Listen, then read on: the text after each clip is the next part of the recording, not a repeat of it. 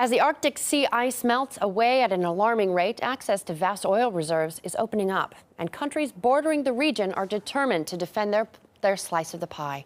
The polar seabed may hold as much as 15% of the world's undiscovered oil and 30% of its natural gas. But as RT's Marina Portnaya found out, the battle for the region could take a dangerous turn. Melting ice caps in the Arctic have ignited a military buildup over the world's smallest ocean and the raw riches buried beneath it. The Arctic Circle is believed to contain 30% of the world's undiscovered natural gas and 15% of its oil.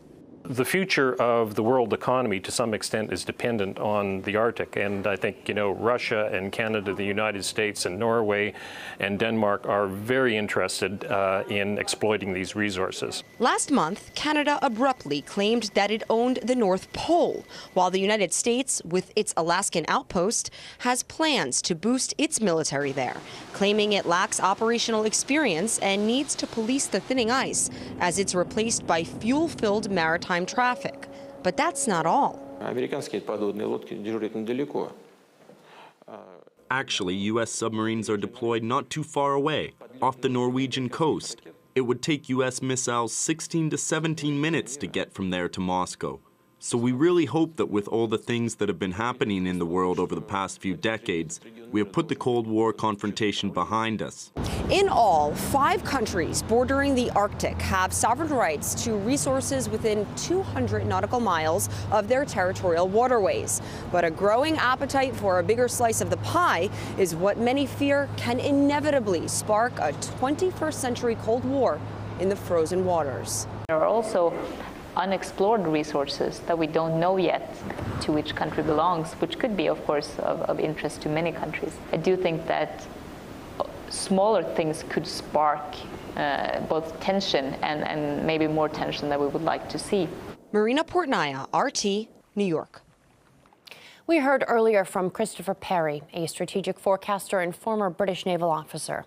He thinks clashes are inevitable in the race for the Arctic. Where I think we could have some disputes is there are a number of other interested countries such as India, China, Korea, Japan, all getting very interested not just in the Northern Sea route, but also in the resources that exist up there and in the Arctic. Already the Chinese are operating in Greenland and places like that. And I think there will be a scramble by some of the other countries for some of those resources. When the ice does recede, you're not just going to have the Northern Sea route across the top of Russia and the Northwest Passage across Canada. You're also going to have a route around 2050 straight across the top of the North Pole. Now that means that the countries that in the past have faced each other across the North Pole, that icy waste, are going to have open water for quite a few months of the year. And that will introduce different perspectives, different geometries. You're going to see Canada and the United States also entering into the Arctic. So it's going to be an interesting situation from a strategic point of view, probably around 2045, 2050. But people will be getting ready for that, of course, in the years leading up to that.